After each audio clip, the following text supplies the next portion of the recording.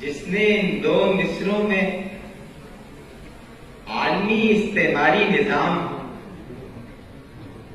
اور سرمایہ دارانہ تسلط کے تصور کو رد کیا اور ساتھ ہی ساتھ بندہ مومن کو عیش کوشی سے نکل کر سخت کوشی اپنانے کا درس دیا،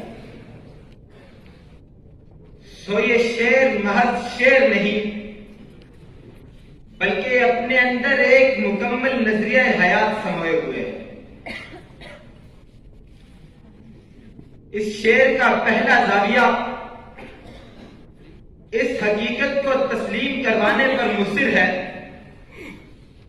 کہ عالمی استعماری نظام اور سرمایہ دارانہ تسلط کے تصور کو رد کرنے والے لوگ اقبال کی نظر میں پسندیدہ لوگ تھے۔ بازیچہ فلاسفہ پر نظر دوڑائیے، اسی لیے اقبال نے نقشے کو عظیم تسلیم کیا ہے۔ عسکری رنگ کے رنگ میں دیکھیے تو اقبال کی ترجیحات میں جرمنی اور ترکی کا سوشلسٹ اور اسلامی نظام نظر آئے گا۔ عالمگیر سیاست کی بات کی جائے تو اقبال نے جمہوریت کو بادشاہت کا پردو قرار دے کر ایک غلام ساز نظام قرار دیا۔ اگر مذہب کی بنیاد پر آئے تو اقبال نے وطنیت کے تصور کو ملت میں تفرقہ کہا ہے۔ اگر تعلیم کی دنیا میں نظر دوڑائے تو اقبال نے لاڈ میکالے کے نظام تعلیم کو غلامانہ ذہن ساز فیکٹریوں سے مماثلت دی ہے۔ سو قصہ مختصر صدر علی وقار، اقبال نے مرمر کی سلوں کو مسمار کر کے مٹی کے حرم تعمیر کیے ہیں۔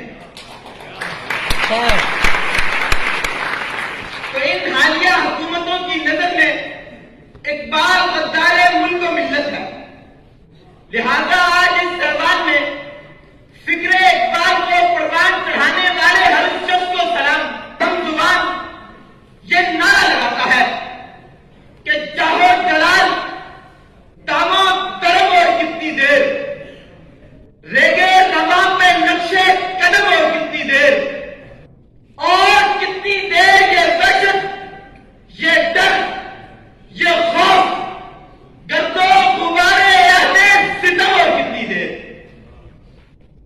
گرد و غبارے اہل ستم اور کتنی دیر۔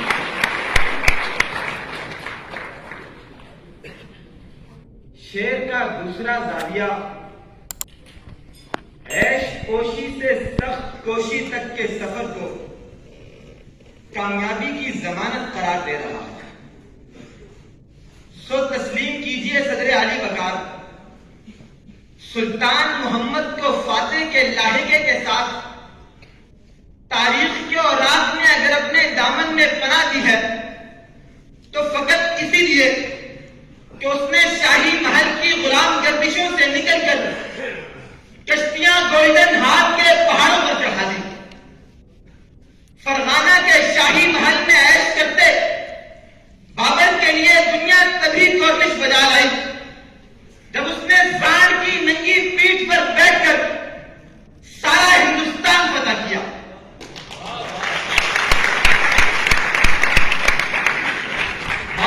تم کو اہل چین نے اسی لیے قائد اعظم کا درجہ دیا